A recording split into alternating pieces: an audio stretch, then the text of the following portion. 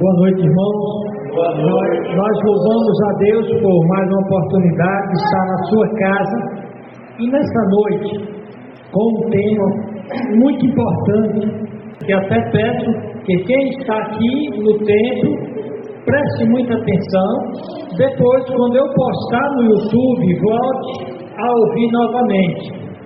Tem a ver com o que aconteceu nas Olimpíadas da França, que a capital é Paris, e eu trouxe aqui uma imagem mostrando para vocês a representação da última ceia de Jesus Cristo, uma tela pintada por Leonardo da Vinci, muito famosa, e que representa bem o cristianismo. Então eles pegaram esse ícone e lá na festa de Paris, eles, no lugar de Cristo, colocaram uma gorda lésbica e no lugar dos apóstolos colocaram drag queens, ou seja, homossexuais, travestidos e zombando de Jesus Cristo. Como ver esse evento de zombaria, de desrespeito, apenas como uma ofensa gratuita aos cristãos? O que é que há de mais nisso? Muitos cristãos postaram vídeos repudiando esse ato sacrílego, abominável. Eu quero ver e pontuar, trabalhar no viés da profecia bíblica. O que é que a profecia bíblica diz sobre um evento como aquele, simbólico, um evento mundial, um evento global, que mostra qual é o espírito do mundo. Eles sabiam tanto que iriam ter a aceitação do mundo, que eles não tiveram nenhum pudor, nenhum freio para manifestar a sua ojeriza, o seu ódio, o seu desrespeito a Jesus Cristo e ao seu Evangelho. Eles se dizem inclusivistas, porém esse inclusivismo só inclui quem não for cristão. Eles dizem que falam de pluralidade, ou seja, aceitação de todas as diferenças, porém eles só aceitam as diferenças do cristianismo. Ao cristianismo, eles sequenciadamente fazem eventos para manifestar o espírito do anticristo. Aqui no Brasil teve a festa da Madonna, que também foi uma manifestação zombeteira aos valores cristãos. Porém, lá na França a coisa foi mais explícita. E eu vou pedir ao nosso irmão pregador, irmão Flávio, que pregou domingo, para orar por essa mensagem. Ela é muito importante. Presta atenção, eu vou dar muitos dados e informações. Eu estou dando o título dessa mensagem como a inauguração da era noético-sodômica. Inauguração da era noético-sodômica. O Senhor Jesus Cristo falou de sinais. Os discípulos pediram: Senhor, quais serão os sinais da sua vinda? E entre os sinais que ele deu foi que os dias onde ele estivesse perto de voltar seriam semelhantes aos dias de Noé e os dias de Ló, o império de Sodoma e as cidades que tinham o mesmo espírito. Então, nós podemos também falar da era dos 3 S's. Os 3 S's que estavam representados naquele evento da França: satanismo, Sodoma e socialismo. Porque muitos analistas, eles diziam: não, mas quem idealizou aquilo, perpetrou, foram os esquerdistas, os socialistas radicais. Mas não foi somente isso, mas tem a ver com o socialismo, com o esquerdismo, com o comunismo, que despreza todos os valores cristãos. Portanto, a era dos 3 S's, de uma forma oficial, foi inaugurada naquele evento. Lá tinha símbolos claros do satanismo, símbolos claros da uma exaltação à ideologia de gênero, ao homossexualismo e o desprezo que o socialismo tem para com os valores cristãos e a família. Vou pedir, irmão Flávio, que faça a oração. Oremos. Senhor nosso Deus, nosso Pai, te agradecemos, Senhor, que estás na tua casa. Nos dá, Pai, a tua sabedoria, nos dá o teu discernimento, para que possamos, ó Pai, entender a tua mensagem, que possamos colocar em prática, Pai, nossas vidas, que possamos te honrar e ser mais parecidos contigo. Eu te peço e agradeço por tudo, em nome do teu Filho amado Jesus Cristo. Amém. Amém. Eu tenho, nesta semana, decidido pregar, informar os irmãos acerca do que está por trás daquele evento mundial, aquele evento anticristão, porque as coisas ligadas com o anticristo sempre elas são marcadas pelo viés da globalização. O reino do anticristo será mundial. O reino do anticristo ele vai dominar todas as culturas com uma cultura desses 3 S's: satanismo, Sodoma e socialismo, esquerdismo. Isso quase que eu estou sendo redundante, pois o satanismo se diz a mão esquerda de Satanás. E o socialismo se diz esquerdista, portanto, o esquerdismo é a mão esquerda de Satanás operando no mundo. Antes de partir para ver esse evento como um dos sinais dos tempos de grande importância, porque há muito tempo vem crescendo a falta de total respeito para com o cristianismo. Eles têm feito eventos e têm colocado crucifixo naquele orifício do ser humano de uma forma zombeteira. Eles têm, no carnaval aqui no Brasil, eles fizeram Satanás dando uma surra em Jesus Cristo, uma encenação. Porém, esse era um evento mundial e que caracteriza bem como que um ato inaugural da perseguição do anticristo aos cristãos.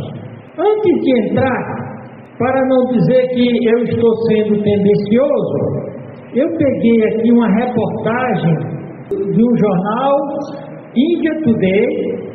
Então lá ele está tratando aqui da controvérsia criada pela Olimpíada, ao fazer aquelas paródias zombeteiras da última ceia do Senhor. Então deixa eu ler só um pouquinho aqui. A paródia da última ceia, na cerimônia de abertura dos Jogos Olímpicos de Paris, provocou uma grande reação. O ato controverso apresentava artistas posando atrás de uma mesa de forma semelhante à maneira como Jesus e seus 12 apóstolos são retratados na pintura de Da Vinci, Leonardo da Vinci, da última ceia. Então ele continua descrevendo uma performance com drag queens são pessoas homossexuais e lésbicos, pessoas lésbicas, em uma aparente paródia da última ceia. Isso na cerimônia de abertura dos Jogos Olímpicos de Paris, um evento mundial. E foi colocada sob severas críticas nas mídias sociais, especialmente na comunidade cristã. Aquele ato, eu acrescento sacrílego, abominável, contou com 18 artistas posando atrás de uma longa mesa de forma semelhante à de como Jesus e seus 12 apóstolos são retratados na pintura de Leonardo da Vinci na última ceia. O que chamou a atenção foi uma mulher com um grande cocado de prata que se assemelhava a um halo, ou seja, aquela luz brilhando na cabeça de Cristo, como retratada em pintura de Jesus. Outro ato que enfrentou uma reação foi de um homem pintado de azul, nu e coberto apenas com uma série de flores e frutas. O ato parecia mostrar que ele estava sendo servido como um prato para a última ceia. No entanto, os organizadores disseram que o desempenho era para aumentar a conscientização de forma humorística do absurdo da violência entre os seres humanos, informou o The New York Post. Ou seja, eles fazem a pior violência para protestar contra a violência. Você nota o absurdo dos absurdos. Então, Clint Russell, apresentou do podcast Liberty Lockdown, ele diz: isso é ultrajante. Começar seu evento substituindo Jesus e os seus discípulos por um homem naquela situação, né? É inaceitável. Com 2,1 bilhões de cristãos em todo o mundo, a Olimpíada envia uma mensagem clara que eles não são bem-vindos. Ou seja, isso aqui é gente que nem cristã é. Esse doutor Eli Davi é um judeu. O doutor Eli Davi, um empresário e pesquisador, comentou: mesmo como judeu, estou enfurecido com esse insulto ultrajante a Jesus e ao cristianismo.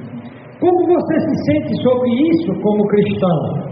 O premiado radialista Niall Boylan disse que a representação da última ceia foi um flagrante desrespeito e incitamento. Jesus é retratado como uma mulher e os discípulos como travestis. Eu me pergunto, por que eles não zombaram do Islã da maneira semelhante? Quando os franceses tentaram fazer uma paródia, e isso não no evento mundial, foi lá uma editora que fez desenhos de Maomé de uma forma debochada, o pessoal do Islã, os islâmicos, os árabes, foram lá e metralharam esses desenhistas. A França está cheia de muçulmanos e de árabes, e eles não zombam. É porque eles sabem que os cristãos não vão pegar uma metralhadora e fazer o que os muçulmanos fizeram. Então ele continua aqui.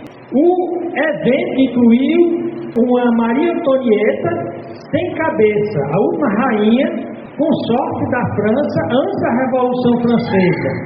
Maria Antonieta foi condenada à morte e decapitada por uma guilhotina. Essa provocação inicial, qual o motivo de dar essa mensagem? Primeiro, mostrar que o que aconteceu na abertura dos Jogos Olímpicos na França em 2024 não deveria ser novidade para os cristãos, porque já foi profetizado por Cristo sobre o retorno dos dias de Noé e de Sodoma. Os dias de Noé foram tão escandalosos, tão aberrantes, que Deus o destruiu com o dilúvio. E os dias de Ló, a sociedade chegou a um nível de depravação e de desrespeito para com Deus e para com o ser humano, que Deus destruiu com fogo e enxofre aquela cultura. Segunda coisa, a abominação cometida pela França talvez marque, e aqui é uma opinião minha, talvez marque a inauguração oficial dos dias de Noé e aparecimento do império violento, desrespeitoso, blasfemo e imoral, com ênfase sodômica, profetizados por Cristo em Lucas 17, 28 a 37. Nós vamos ver. A França, ela está sempre na vanguarda da quebra dos padrões cristãos, dos valores cristãos, da moralidade, da decência. Embora ela se coloque como guardiã dos direitos humanos, ditos universais, por outro lado, ela age com total desrespeito, despreza e zomba de outros direitos que estão acima dos direitos humanos. Que direitos são esses? São os direitos universais do Criador, que Ele é Criador, sustentador do universo. Nós vamos ver o texto lá em Jeremias, onde Deus diz: eu sou o Criador, eu tenho direito de fazer com a minha criação, com o vaso, o que eu quiser. Então, acima dos direitos humanos estão os direitos de Deus. Portanto, essa é uma guerra de direitos que começou lá no Jardim do Éden, mas que ganha contornos dramáticos nesse final dos tempos, com a volta da completa degeneração moral da humanidade, como foi nos dias de Noé e de Sodoma. A volta de uma forma mundial dos 3 S: satanismo, Sodoma e socialismo, que tende a dominar o mundo. Tudo indica que esses dias voltaram, estão aí, e a abertura das Olimpíadas na França em 2024 parece ser a inauguração oficial desses dias terríveis. Prepare-se, Maranata, vem Senhor Jesus. Amém? Amém. Cabe também refletir sobre o conceito de arte. Eles disseram, não, isso aqui é apenas arte. E na arte nós podemos representar tudo. Primeiramente, o que eles fizeram lá não é arte. A pós-modernidade, ela perverteu tudo, a ordem das coisas, os valores morais, e o que ela diz que é arte é o contrário da arte. A arte é a forma de se expressar do ser humano. No caso deles, eles tentam se expressar através da arte, como foi no Carnaval, aqui no Brasil, foi como foi no show da Madonna, como foi lá em Paris. Tenta se expressar sem mostrar respeito algum com a razão, que eles fazem irracional, sem respeito algum pela moralidade, beleza, espiritualidade e religiosidade. Portanto, temos chegado a esse tempo sodômico. A arte não é sem moral. E eu vou fazer, a título de introdução, a definição de arte na filosofia até o início da Segunda Guerra Mundial. Vou pegar 3 ícones da filosofia, que são, pelo menos no conceito de racionalidade, são reais filósofos. Os filósofos da pós-modernidade são antifilósofos, são antirracionais, são pervertedores da razão e da verdade. Só para você ter uma ideia, a arte para Platão não é algo amoral, algo que você pode fazer sem nenhuma ligação com o certo e o errado, não é algo desligado da verdade. E aqui eu fui pegar um artigo da Clayton Stanford, é um site que ele tem os artigos mais profundos e completos nessa área da filosofia. Então ele tem lá um artigo sobre a definição da arte. Então, sobre Platão ele diz o que a arte significava para Platão. Porque Platão é um dos pais da filosofia ocidental. Diz aqui, tanto que até chegam a dizer que depois de Platão e Aristóteles, o resto dos filósofos são apenas nota de rodapé. Platão, obras de arte apresentam apenas uma aparência da forma real das coisas, que são compreendidas pela razão, apenas. Consequentemente, a experiência artística não pode produzir conhecimento. A arte deve ser subserviente ou submissa às realidades morais, que juntamente com a verdade são mais metafisicamente fundamentais e devidamente compreendidos, mais humanamente importantes do que a beleza. Então, o Platão diz aqui que a verdadeira arte, ela está subordinada a valores morais e à verdade. Quando chegamos na era moderna, inclusive na era do Iluminismo, que tem sua principal fonte, a França, Kant. O Kant diz que a arte tem a ver com juízo estético e com conhecimento, moralidade e fé religiosa. Olha o que é dito. A arte para Kant cai sobre o mais amplo tema do juízo estético. Estético é que fala da forma, da beleza das coisas, que abrange os julgamentos do belo, julgamentos do sublime e teleológico, ou seja, das coisas que têm um propósito teleológico, dos juízos naturais e da própria natureza. Aqui continua, a teoria do julgamento estético de Kant, como é que você julga se as coisas são belas, se são feias, se são adequadas ou inadequadas? Então a teoria do julgamento estético de Kant está em si mesma em uma estrutura teórica extremamente ambiciosa, que notoriamente visa contabilizar e elaborar as interconexões entre conhecimento, moralidade e fé religiosa. Então você nota que vivemos dias em que o pouco de sabedoria que os gregos adquiriram foi completamente abandonado. Outro gigante da filosofia ocidental, Hegel. Arte para Hegel é algo que tem a ver com beleza, verdade absoluta e metafísica. Abre aspas. O relato de Hegel da arte incorpora sua visão da beleza. Ele define a beleza como aparência ou expressão sensorial perceptual de verdade absoluta. as melhores obras de arte transmitem por meios sensoriais perceptivos, ou seja, a visão, a mais profunda verdade metafísica. A mais profunda verdade metafísica, segundo Hegel, é que o universo é a realização concreta do que é conceitual ou racional. Portanto, o que a França fez não é arte. Ela não tem, aquilo ali não tem nada com verdade, com espiritualidade, com beleza. É pura zombaria e deboche do que é santo, do que é belo, do que é verdadeiro. Então, usando textos introdutórios para trabalhar o nosso tema. São dois textos que eu quero ler aqui. O primeiro é Jeremias 18 e Lucas 17, 28 e 37. Presta atenção. Em Jeremias diz aqui: a palavra do Senhor que veio a Jeremias dizendo, é Deus falando: levanta-te e desce até a casa do oleiro, e lá te farei ouvir as minhas palavras.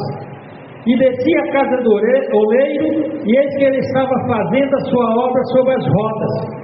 Como o vaso que ele fazia de barro quebrou-se na mão do oleiro, tornou a fazer dele outro vaso, conforme o que pareceu bem aos olhos do oleiro fazer.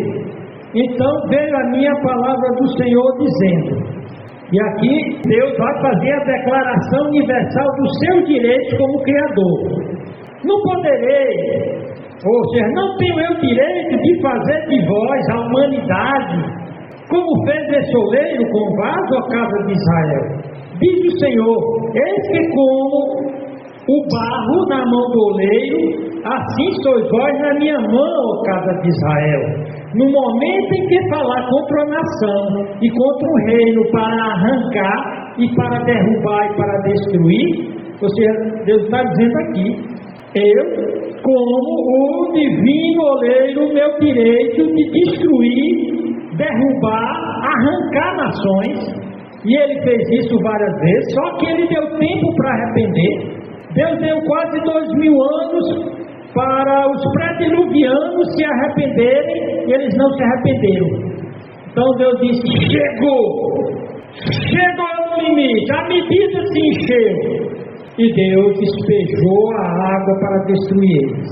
Os cananeus do mesmo jeito, Deus disse que ainda não chegou à medida, que a gente pergunta: por que Deus aceita os organizadores de um evento desse como o da Madonna, esse grupo Portas dos Fundos, que pintam em boda debochando de Jesus Cristo?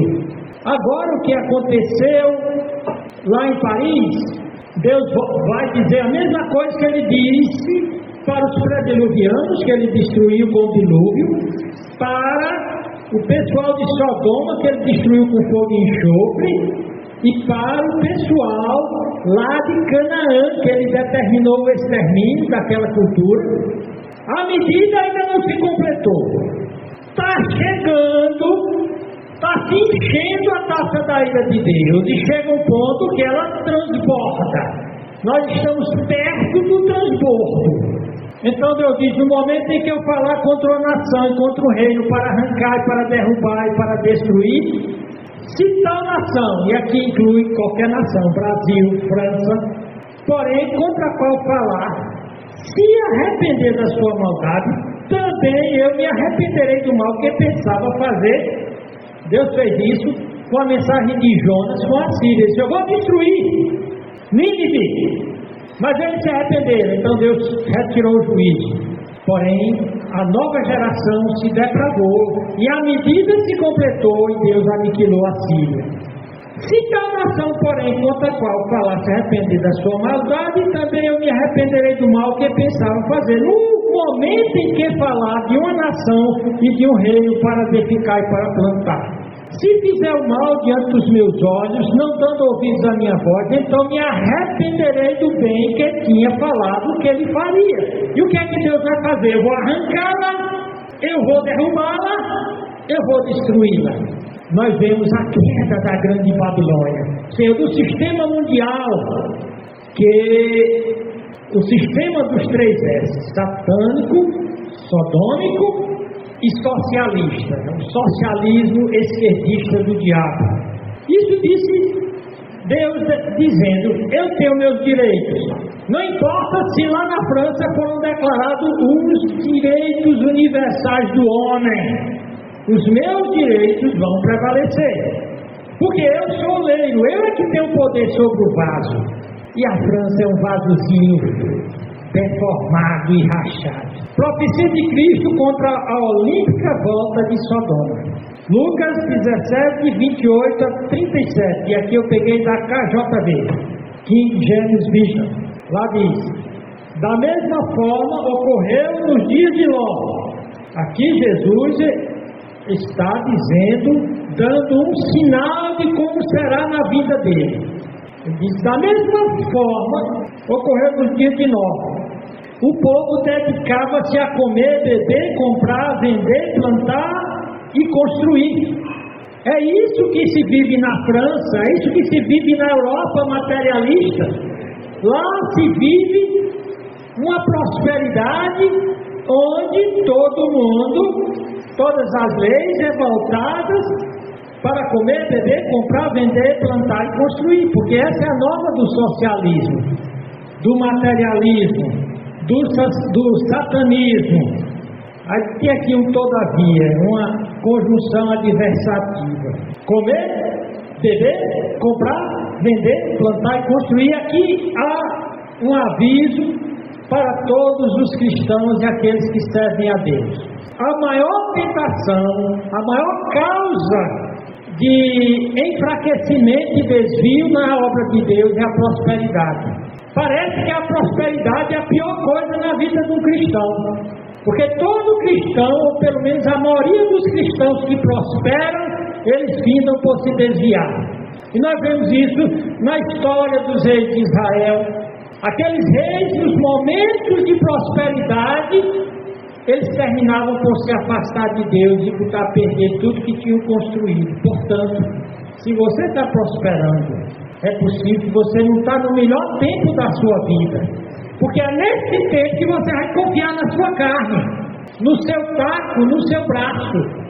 Você ficará mais suscetível a desviar-se, mesmo que continue na igreja.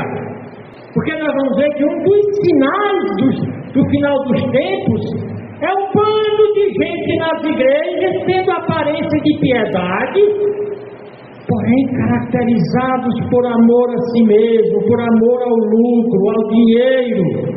Sinal dos tempos. Então ele diz aqui: todavia, você nota que Ló foi prosperando, foi aumentando as suas empresas, o seu empreendimento. Ló ficou tão grande, prosperou tanto financeiramente, que terminou tendo de entrar em Sodoma e morar em Sodoma. E lá foi a ruína dele. Ló é exatamente um exemplo do quão perigoso é a prosperidade de um crente. Talvez para o crente é melhor ter o suficiente para sobreviver e para dar conta das suas coisas. Então veja bem: todavia, no dia em que Ló abandonou Sodoma, não de livre e espontânea vontade, porque ele não queria, ele queria levar todos os apetrechos, todos os cacarecos que ele tinha. A mulher estava tão presa a Sodoma que ela não, deixa eu pegar isso, eu pegar aquilo. Os anjos agarrou, pegou, quase que na violência, pelo braço e arrastou para fora de Sodoma. Mas ela era tão apegada à prosperidade de Sodoma e às imoralidades e à perversidade de Sodoma que ela termina mal. Olha o que é dito: todavia, no dia em que Ló abandonou Sodoma, choveu fogo e enxofre do céu e destruiu a todos. A medida da iniquidade de Sodoma tinha chegado no limite. Era a hora do transbordo, era a hora da colheita. E ninguém escapa da colheita de Deus. Choveu fogo e enxofre do céu e destruiu a todos. E acontecerá exatamente, olha aqui, exatamente, não só a depravação, mas o julgamento. E acontecerá exatamente assim no dia em que o Filho do Homem for revelado. Aqui é a segunda vinda de Cristo.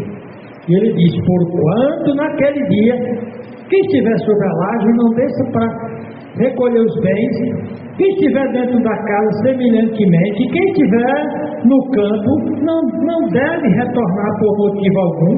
Lembrai-vos da esposa de Ló, materialista, mundana, carnal, incrédula, só diz isso: lembrai-vos. Eu vou lembrar o quê? Qual foi o fim da mulher de Ló? Todo mundo sabe: desgraça e perda total. PT, perda total. Krishna diz: quem tentar preservar a sua vida, perdê-la-á, mas quem perder a sua vida, na realidade a manterá.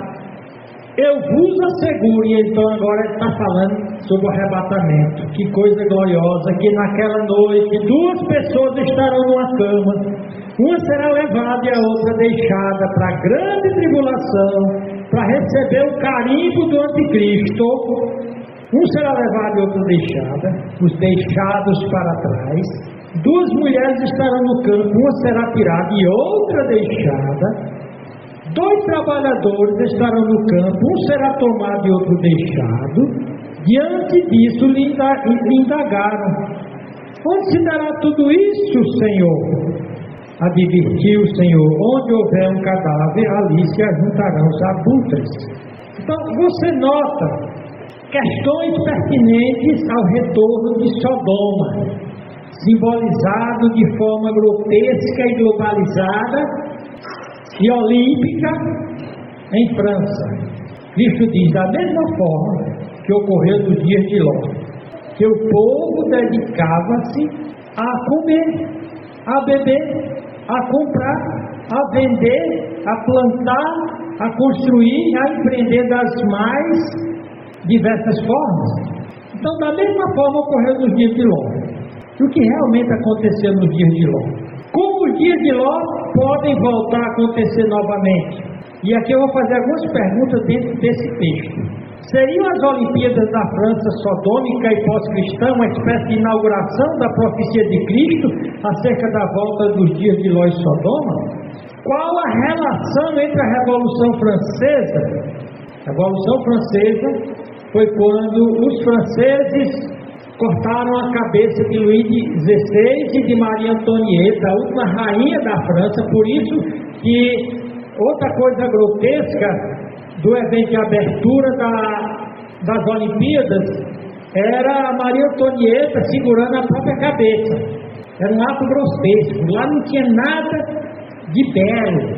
Foi nessa época que aconteceu a Revolução Francesa, com o evento Queda da Bastilha, no 14 de julho de 1789. A queda da Bastilha. A Bastilha era uma prisão onde iam os criminosos revoltados e que era tido pelos revolucionários como símbolo da monarquia. Então, destruindo a prisão, a Bastilha, e cortando a cabeça do rei, eles podiam declarar a revolução, que era baseada em fraternidade. Todo mundo é irmão, nenhuma autoridade sobre mim, igualité, todo mundo igual. Liberté, fraternité, igualité. Liberdade, fraternidade, igualdade. Só que tudo isso parece bonito, mas isso aí só gerou a anarquia. Marcou o fim da monarquia e o início de várias tentativas de governo e desgoverno republicano. Finalmente se criou o sistema francês, um sistema semipresidencialista com a separação dos poderes bem estabelecida, com a pretensão de dar liberdade aos seus cidadãos. Por isso eles fizeram a Declaração Universal dos Direitos do Homem e do Cidadão, escrita em 1789, e eles mencionam os direitos humanos na sua Constituição. Porém, a França não fala sobre os direitos de Deus como Criador, sustentador, juiz do universo. A França coloca os direitos do homem não acima, mas como substitutos dos direitos de Deus, prescritos em sua lei na Bíblia Sagrada. Deus diz que a sua lei é a vida dos seres humanos. Quem rejeita a lei de Deus escolhe a morte e a perdição como destino. Logo, há uma expressão famosa na França: Vive la France! Viva a França! É uma ilusão enganosa dos franceses. porque eles optaram pela morte, em lugar de vive la França ou viva pela França. Na realidade, eles optaram por morte, la França. Jesus profetizou assim, nos avisando que toda violência, crueldade, imoralidade e perversão de gêneros voltariam logo antes da sua vinda.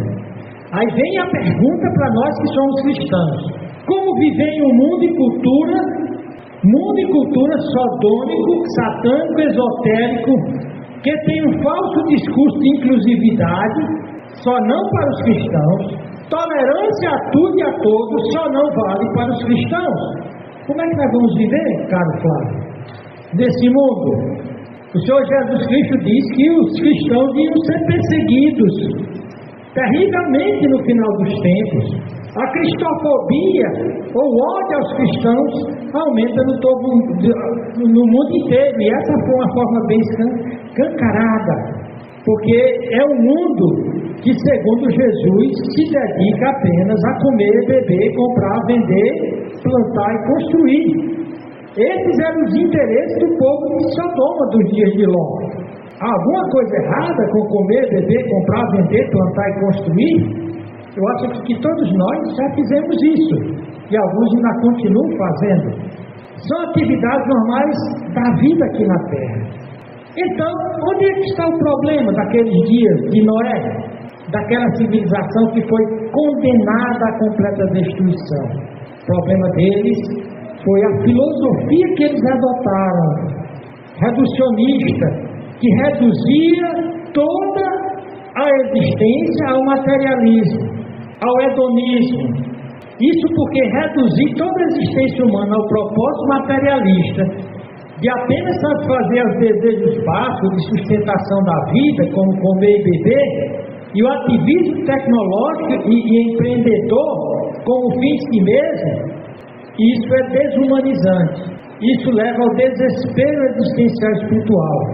Porque a vida reduzida ao existencialismo imediatista e nihilista, que termina em nada, conduz ao completo desespero existencial e espiritual, findando por animalizar grande parte da raça humana, levando as culturas a serem autofágicas ou autodestrutivas. Mais de 40 civilizações tiveram o mesmo gráfico.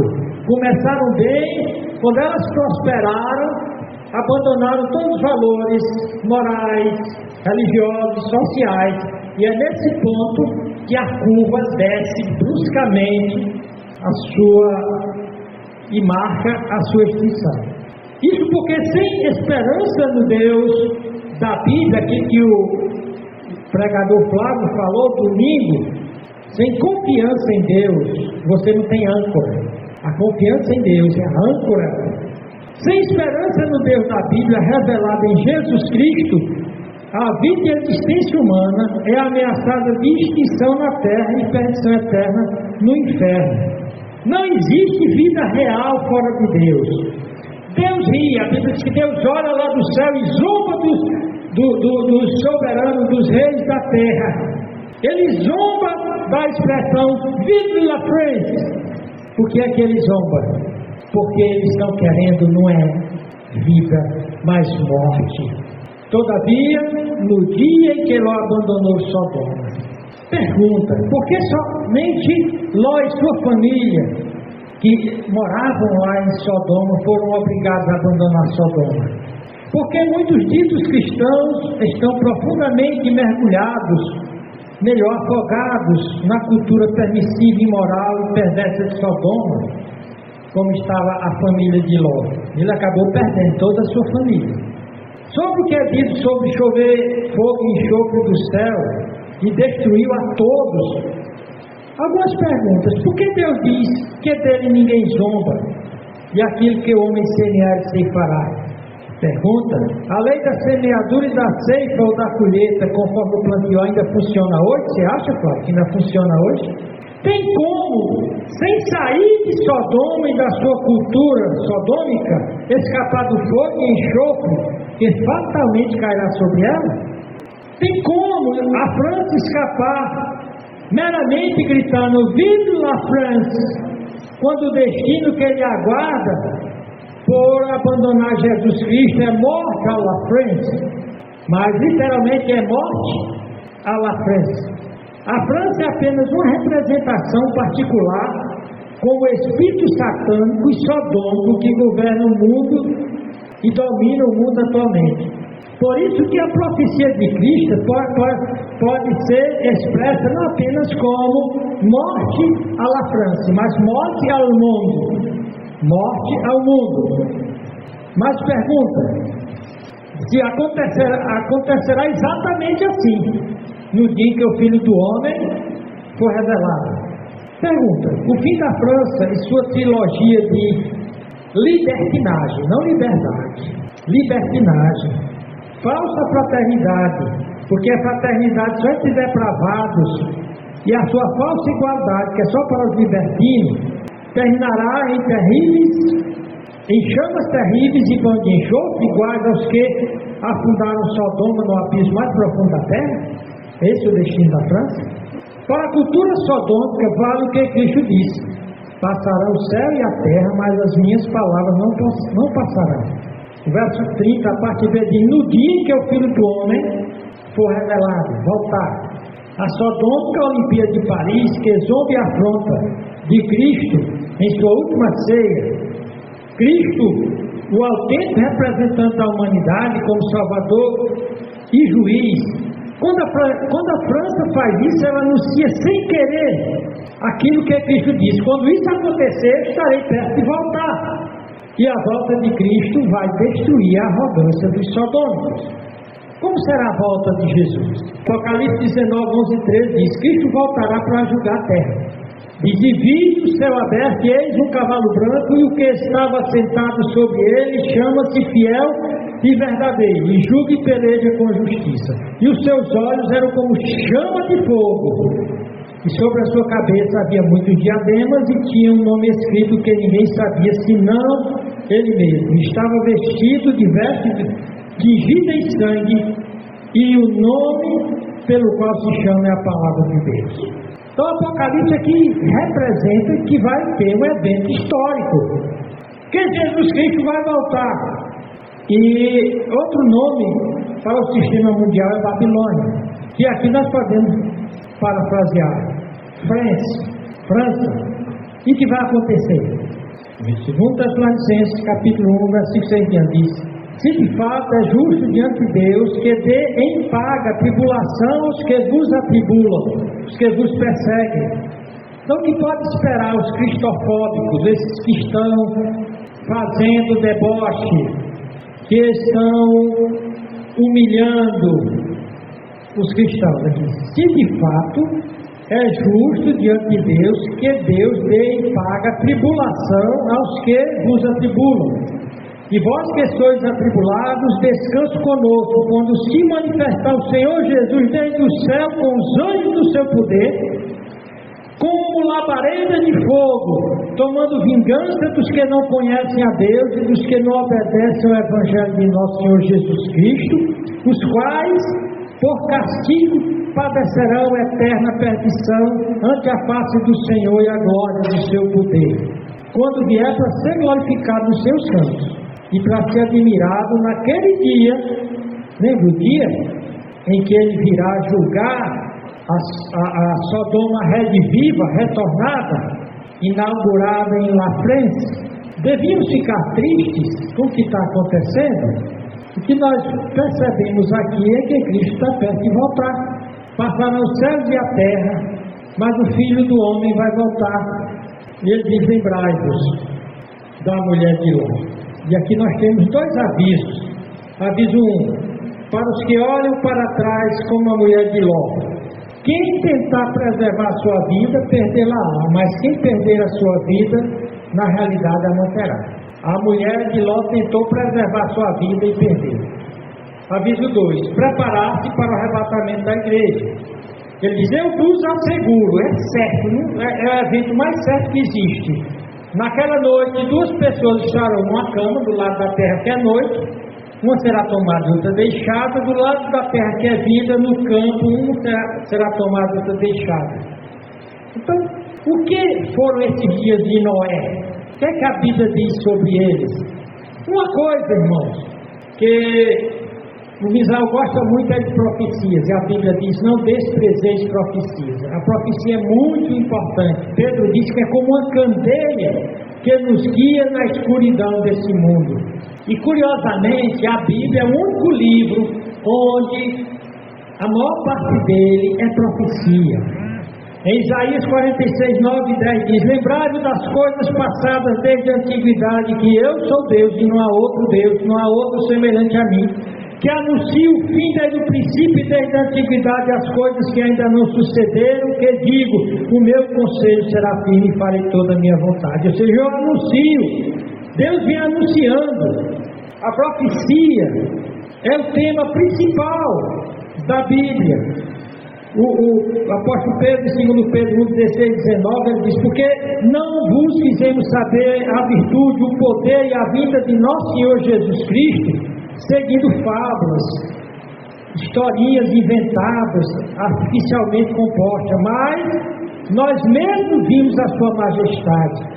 Ou seja, os apóstolos foram testemunhas da glória de Jesus Cristo. E aqui diz Pedro: porquanto ele, Jesus, recebeu de Deus Pai honra e glória, quando da magnífica glória que lhe foi dirigida a seguinte voz: esse é meu Filho amado, em quem me tenho comprazido. Esse Jesus que a França despreza, o mundo despreza e zomba, Jesus, eu amo a ele. E eu rio de você, da sua idiotice de dizer vive le mundo, ou la France. Eu rio. Eu é que zombo de você, porque o seu juízo está maduro. Você lembra que o agricultor, ele não colhe o trigo antes ele está maduro. Algumas pessoas dizem: por que Deus não agiu e desceu logo fogo naquelas Olimpíadas? Porque o mundo ainda não está preparado para isso. Está amadurecendo. Então Pedro diz: e temos muito firme a palavra dos profetas, a qual fazeis bem e está atentos como uma luz que alumia em lugar escuro, até que o dia amanheça e a estrela da alva apareça em vossos corações. Só para você ter uma ideia, existem mais de 300 profecias literais sobre Cristo que se cumpriram para provar que ele era o Messias. Só para ser um exemplo pequeno. O profeta Isaías profetizou que ele nasceria de uma virgem. Eu tenho todos os textos aqui: que ele nasceria em Belém, que ele seria chamado para fora do Egito, que ele ensinaria por parábolas, que ele curaria os enfermos, que ele entraria em Jerusalém em um jumento, que ele seria açoitado e abusado, que suas mãos e pés seriam perfurados, que suas roupas seriam divididas, que ele seria morto, ele seria sepultado, que ele ressuscitaria ao terceiro dia, e esse número sobe a 300. Por isso que a Bíblia diz que Deus proíbe do crente ter ansiedade, mas tem uma ansiedade que a Bíblia elogia. Aqui diz: assim também Cristo, oferecendo-se uma vez para tirar os pecados de muitos, aparecerá segunda vez sem pecado aos que o esperam para a salvação.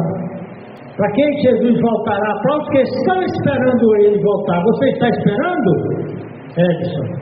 Você ansia pela volta de Jesus? É a sua maior esperança, Liliane? Ou você ainda pretende ser famosa e rica? Hein, Neto? Você ainda pretende ser o mais rico do mundo? A maior riqueza sua é se Jesus voltar hoje. As profecias foram dadas por testemunhas oculares. Agora, alguns cuidados que nós precisamos ter quando lidamos com profecias.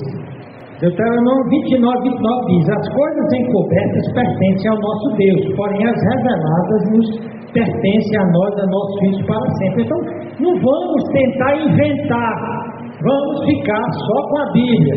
Nós falamos que os carismáticos e pentecostais querem algo mais fora da Bíblia, querem revelação mais fora da Bíblia.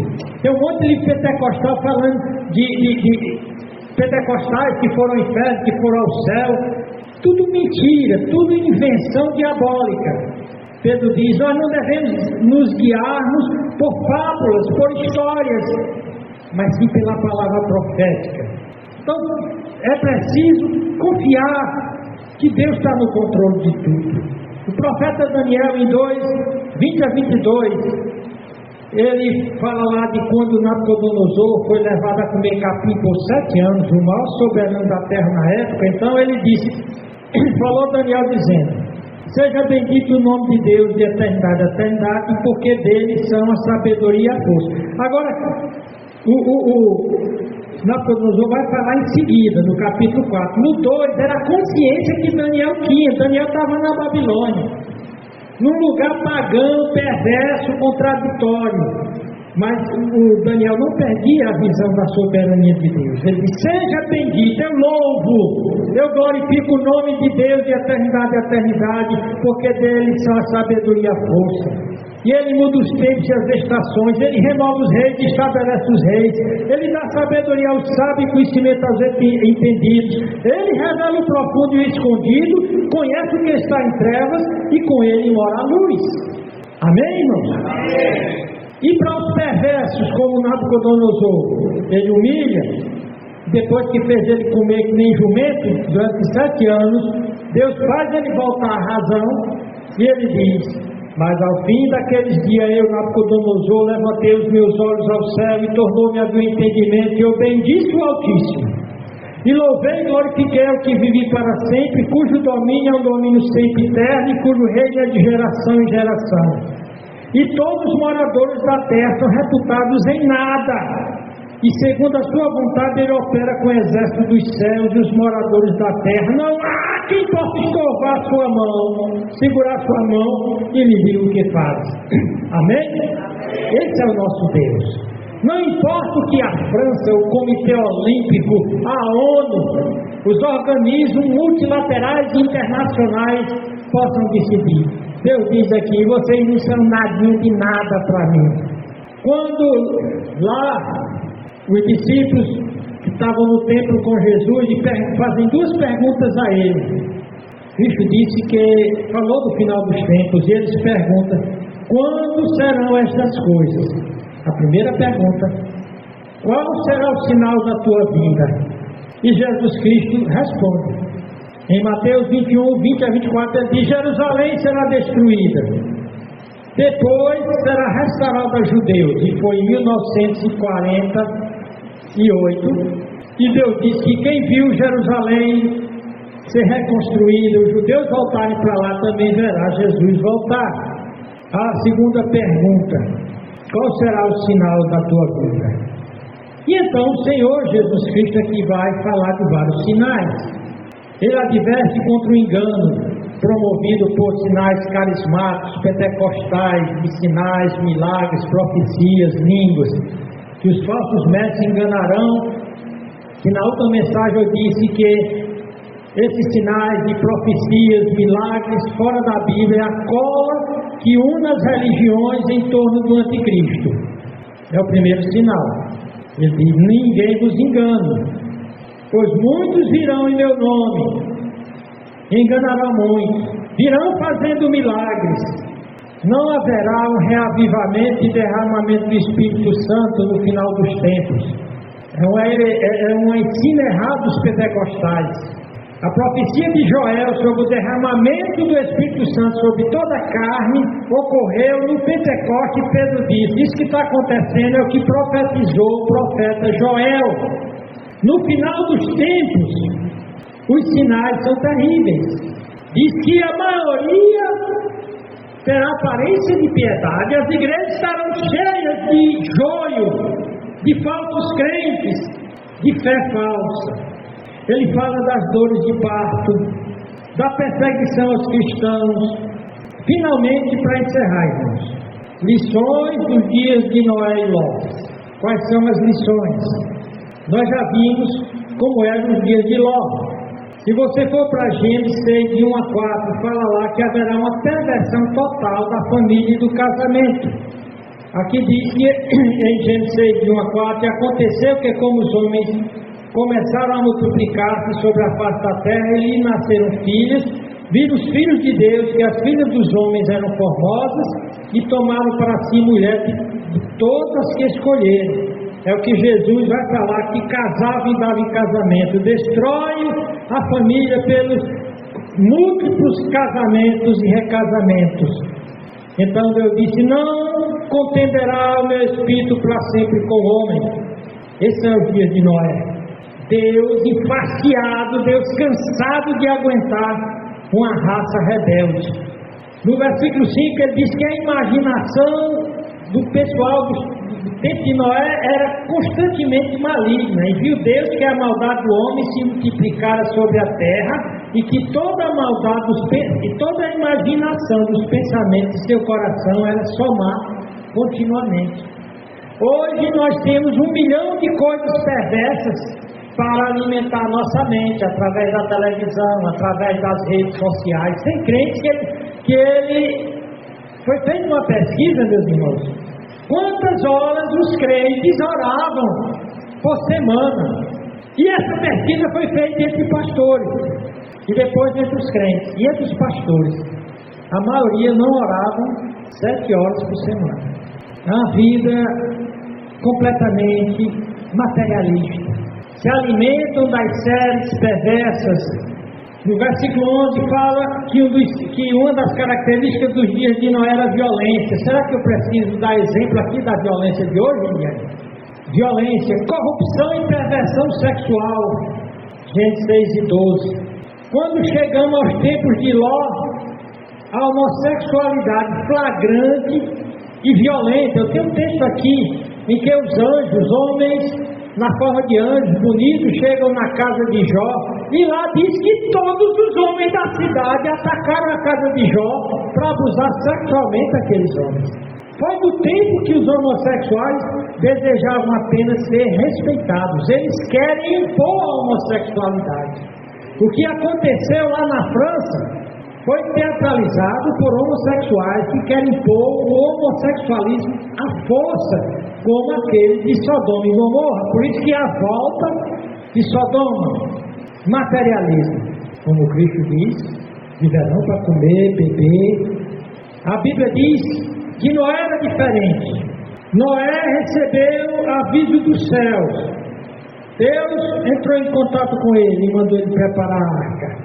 Então o que fazer nesses dias? Jesus disse: seja vigilante, ore, faça a diferença, esteja entre os membros, os servos bons e fiéis, seja uma luz que brilha nas trevas, seja trigo em meio do joio, seja justo em meio dos ímpios envernizados de evangelho, à medida dos amorreus, dos cananeus, dos pagãos, está chegando. Jesus está voltando. A destruição dos casamentos e da família está na ordem do dia. O lazer dos cristãos é tão perverso quanto o dos pagãos. Cristo está perto de voltar. Outro texto que eu não vou ler, mas eu só vou resumir, que descreve os dias de Noé e Ló, está em 2 Timóteo, capítulo 3, 1 a 5. Lá diz que os homens serão amantes de si, amantes do dinheiro, amantes dos prazeres, mas terão aparências religiosas. Eles são membros de igrejas evangélicas ditas. Haverá muito ocultismo, sinais e milagres. Nos versículos, em 2 Timóteo 3 a 8, fala de Janes e Jambres fazendo sinais e milagres. Em 2 Timóteo 3 e 13, homens maus, carismáticos, sedutores e enganadores.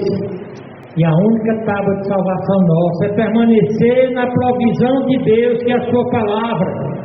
Deus diz: toda a escritura é útil para ensinar, repreender, corrigir, educar na verdade, para que o homem de Deus seja perfeito e perfeitamente habilitado para toda boa obra. Só a Bíblia, nada de revelações carismáticas, profecias, essas unções diabólicas que só tem causado heresia no meu pentecostal.